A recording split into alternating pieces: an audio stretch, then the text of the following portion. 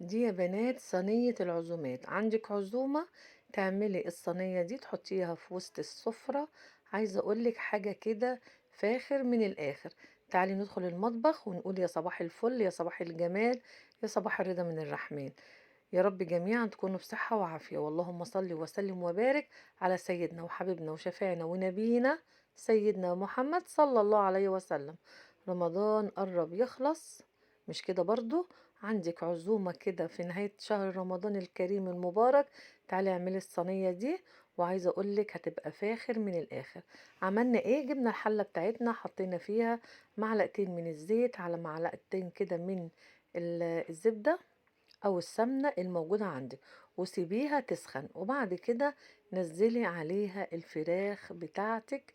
علشان ايه؟ علشان نديها صدمة. انا عايزة ادي الفرخة بتاعتي صدمة كده حلوة، علشان ايه؟ تنزل كل المية اللي فيها، وتقلبيها على اليمين وعلى الشمال. تمام تمام. وتسيبيها بقى لما تتشوح خالص.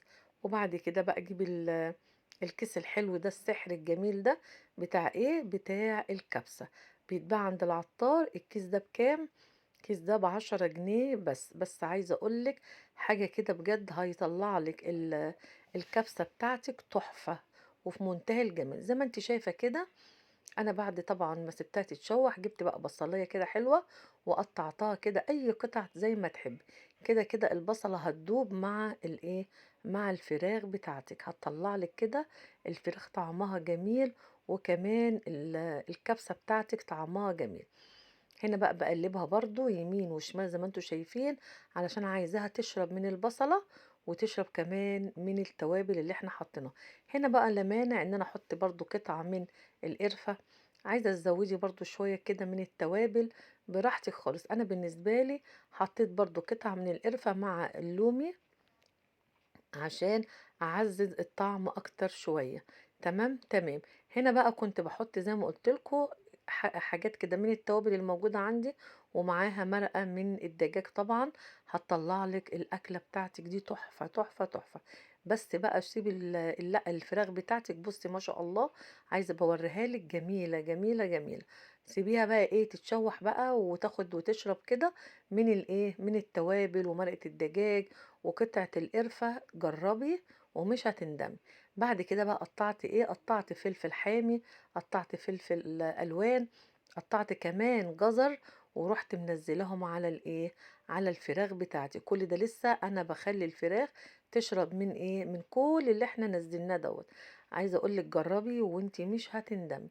معلقه بقى من الملح بتاعك. تمام. وبعد كده الرز البسمتي بتاعك دوت بتعملي ايه؟ بتغسليه وبعد كده بتنقعيه 10 دقايق بس في مية سخنة. وبعد كده بقى بتنزليه على الفراخ بتاعتك زي ما انت شايفة.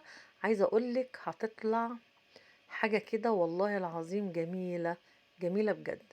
طبعا مية سخنة بقى تنزلي على الرز بتاعك والفراخ بتاعتك، وممكن تعمليها باللحمة مش شرط الفراخ بس، وممكن تعمليها بالوراك زي ما تحبي تعمليها.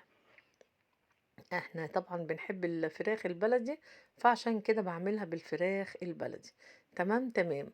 هنا بقى نزلنا ميه، طبعا لازم تكون ميه سخنه، ولازم تغطي على الرز تماما. الرز البسمتي بياخد ايه؟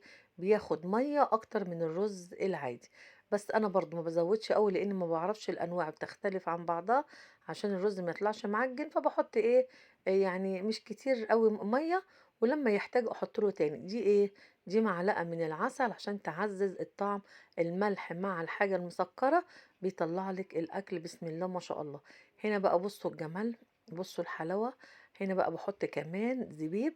عايزة أقولك هيطلع لك الأكلة بسم الله ما شاء الله. هنا بقى نزلناها من الايه، من الحلة بتاعتنا، وحطيناها في صينية التقديم. يا رب يكون الفيديو عجبك والطريقة عجبتك، ولو عجبتك ما تنسيش اللايك والشير وتفعيل الجرس. واهلا وسهلا في قناتي. نورتيني. واختما نقول اوعوا تنسوا، عشان الايام دي حلوة، والايام دي مغفرة، والايام دي رحمة من الله عز وجل. تكسروا من ايه؟ من الاستغفار، وكمان من الصلاة على الحبيب. اللهم صل وسلم وبارك على سيدنا وحبيبنا وشفيعنا سيدنا محمد صلى الله عليه وسلم. وبحبكم في الله.